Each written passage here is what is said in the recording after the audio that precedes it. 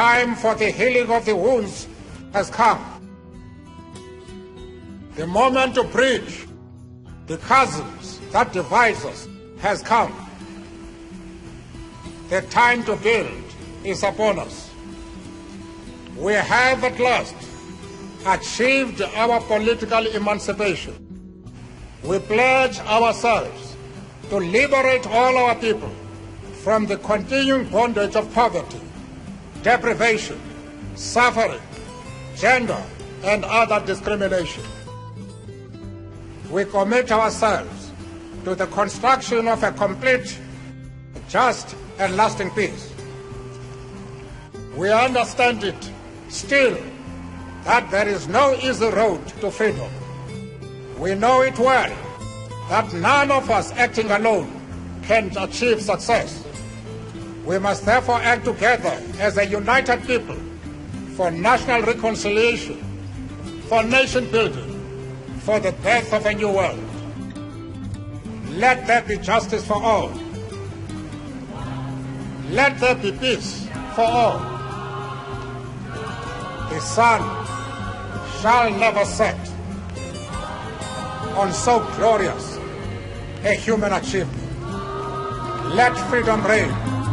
I thank you.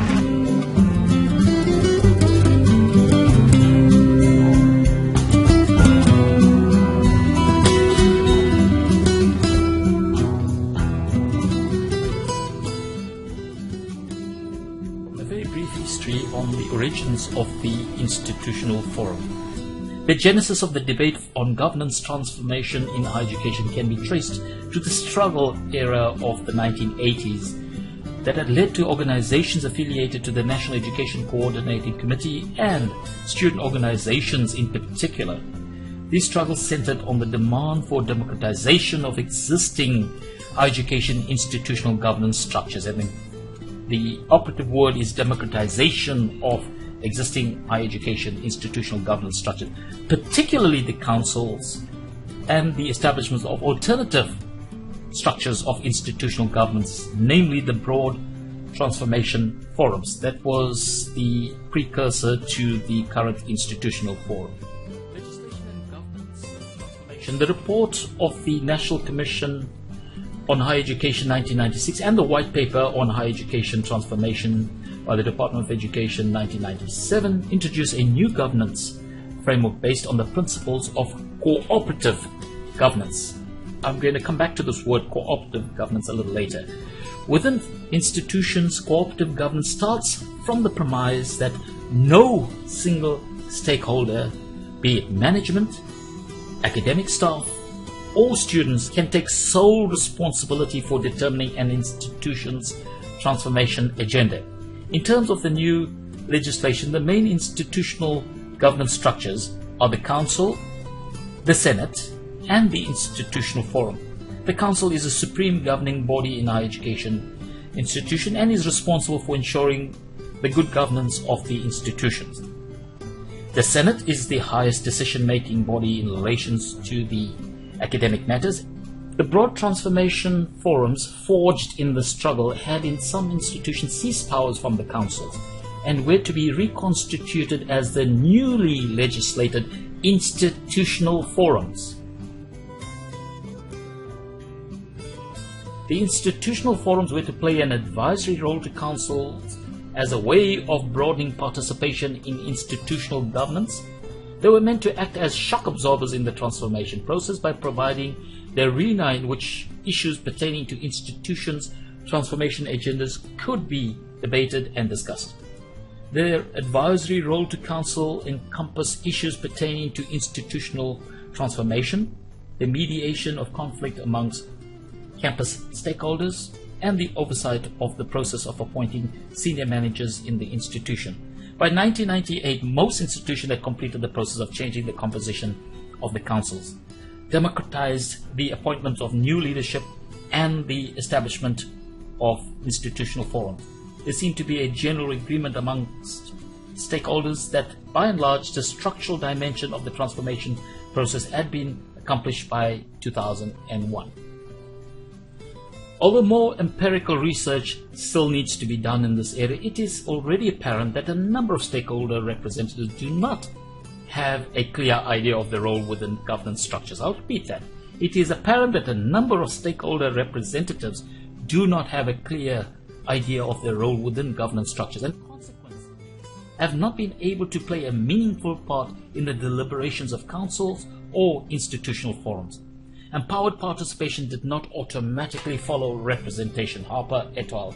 2001. I'm going to now refer to the democratization of governance structures and refer to Aziz 2002, in which he says business is not just about making sound investment decisions, taking management risks, and dealing with economic uncertainties.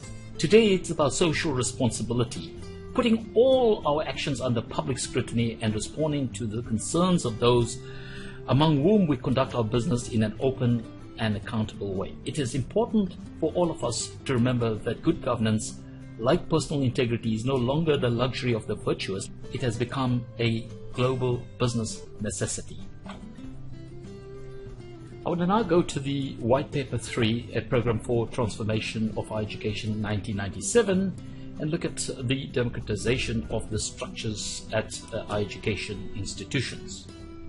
The principle of democratization requires that governance of the system of higher education should be democratic, representative, and participatory, and characterized by mutual respect, tolerance, and maintenance of a well-ordered and peaceful community. It also goes on to say that the structures and procedures should ensure that those affected by decisions have a say in making them, either directly or through elected representatives. This is very, very important. Gone are the days when governance structures make decisions and the people that they govern just have to carry them out. They have to ensure now those people that are affected by the decision have a direct say in the decisions that's been made. This is the basic principle of cooperative and accountable governance. It also requires that decision-making processes at the systemic level, institutional and departmental level, are transparent, and those taking and implementing decisions are accountable for the manner in which they perform their duties and use resources. Now, this is the democratization of higher education institution, and this is where institutional forums are supposed to play a vital role in ensuring that all decisions that are made by any authority within the establishment, they're accountable for the decisions that's been made, and the institutional forum has got to hold them accountable for the decisions that are made.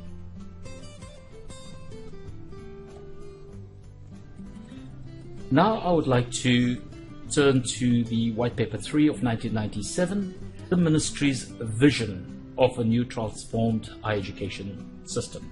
The Ministry's vision is of a transformed, democratic and non-racial and non-sexist system of higher education that will, 1, promote equity of access and fair chances of success to all who are seeking to realize their potential through higher education.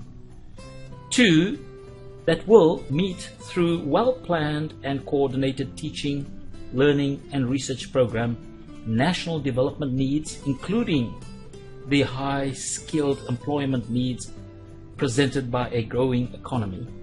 3, support a democratic ethos and a culture of human rights by educational programs and practices conducive to critical discourse and creative thinking, cultural tolerance, and a common commitment to humane, non-sexist and non-racist social order. And 4, to contribute to the advancement of all forms of knowledge and scholarship, and in particular address the diverse problems and demands in the local, national, Southern African and African context, and uphold rigorous standards of academic quality. The role and functions of the institutional forum, as promulgated in the Higher Education Act 101 of 1997, Section 31, states that the institutional forum must advise the council on issues affecting the institution. Now, this is pretty broad. It doesn't specifically talk to a specific issue, but generally any issue that the Institutional Forum would like to play an advocacy role on. The implementation of this Act, that's pretty broad, and I'm going to go through some of the aims of the Higher Education Act. On the national policy on higher education, which is pretty broad, race and gender equity policies, the selection of candidates for senior management positions, codes of conduct, mediation, dispute resolutions, procedures, the fostering of institutional culture which promotes tolerance, respect for fundamental human rights, and creates an appropriate environment for teaching, research, and learning, and perform any such functions as determined by Council.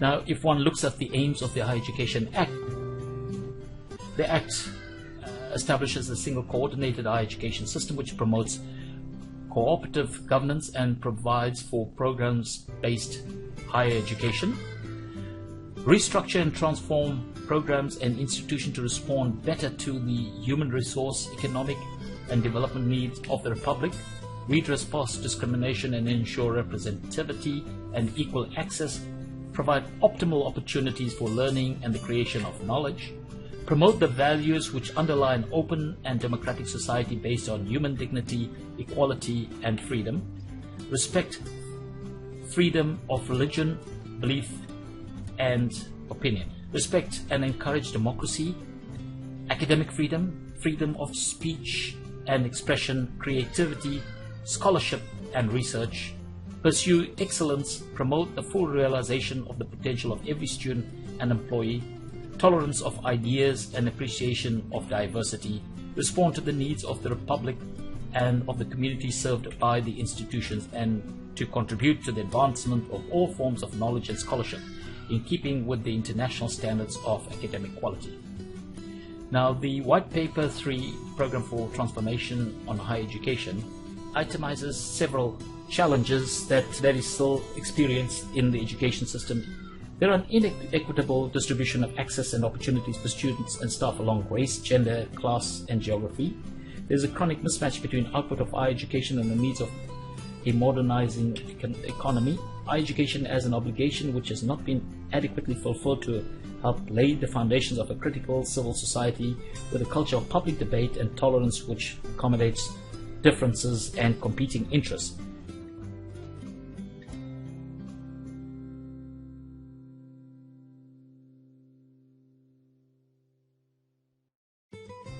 The governance of higher education at a system level is characterized by fragmentation, inefficiencies, ineffectiveness, and too little coordination, few common goals, and negligible planning. The functions of the Institutional Forum is articulated in the Education White Paper 3 of 1997, interpreting the new national policy framework. It is expected to identify and agree on problem areas to be addressed. They need to be involved in selecting candidates for top management position, setting the change agenda, including the race and gender, and improving the institutional culture. Provide a forum for mediating interests and settling dispute, and participating in reform governance structure. Developing and negotiating a code of conduct, monitoring and assessing change.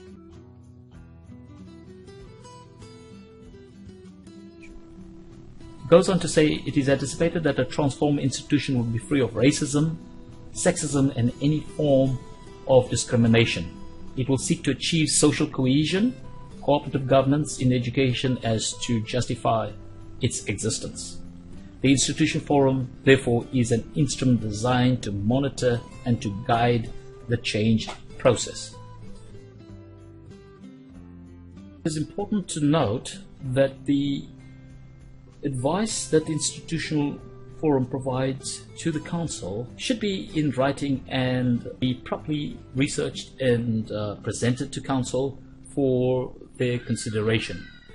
Council accordingly is obliged to receive such advice and to consider the input of Institutional Forum. It's important to note that if the Council does not accept the advice of Institutional Forum, it must provide reasons why such advice was not taken into consideration. This is quite a powerful piece of legislation that makes the council accountable for all of its decisions, and it's in keeping with the democratization of governance and the participatory aspect of the structures of the institution.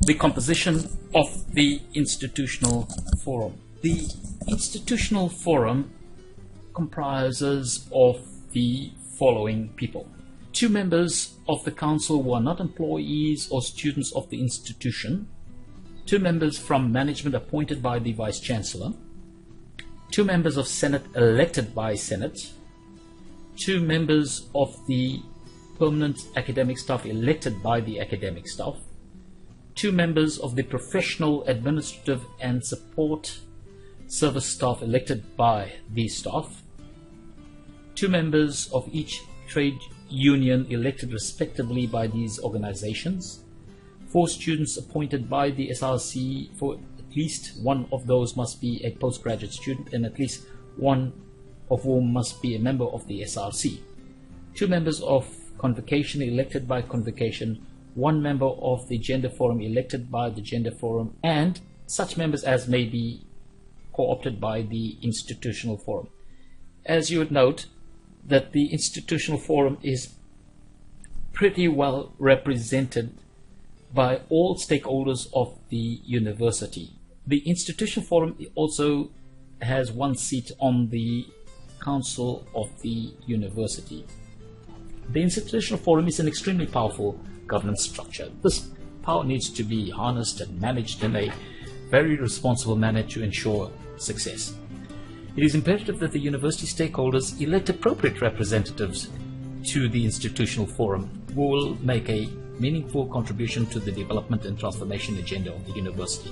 One needs to take cognizance of the report by Crane Sudin et al. 2008 Transformation and Social Cohesion and the Elimination of Discrimination in Higher Education Institutions. Now, there's lots of recommendations that has come out of this, but I'm just going to go through just the key points in the report. The central conclusion that emerges from this review of the governance experience is that the governance structures and approaches in the institutions are not working optimally to ensure the success of the transformation project. While it may be the case that some universities have found ways of attaining efficiency in their governance approaches and needs to be recognized for doing so, it is a fact that the central mechanisms and structures in the operations are unable to get at the heart of the difficulties of what it means to be a transforming institution. And the key to this is accountability. The problem begins with the abdication of responsibility by council. Most councils have adopted a narrow understanding of their mandate and left the business of developing policies to the management structures. The difference of management structures is in some ways understandable, as understanding the core business of the university resides in management. But the fact of the matter is that this understanding is not beyond criticism. Accountability at management level is equally problematic. The Vice Chancellor is accountable for the implementation of the transformation agenda, and in turn, it is his or her responsibility to ensure that middle management and other managers are accountable for their roles in the implementation process.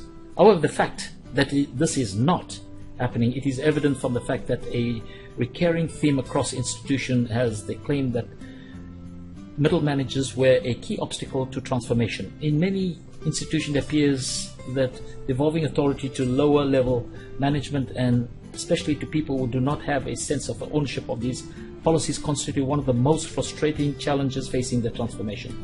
The absence of a sense of ownership of policy transformation at middle and lower management levels of institutions constitute a problem that needs urgent address.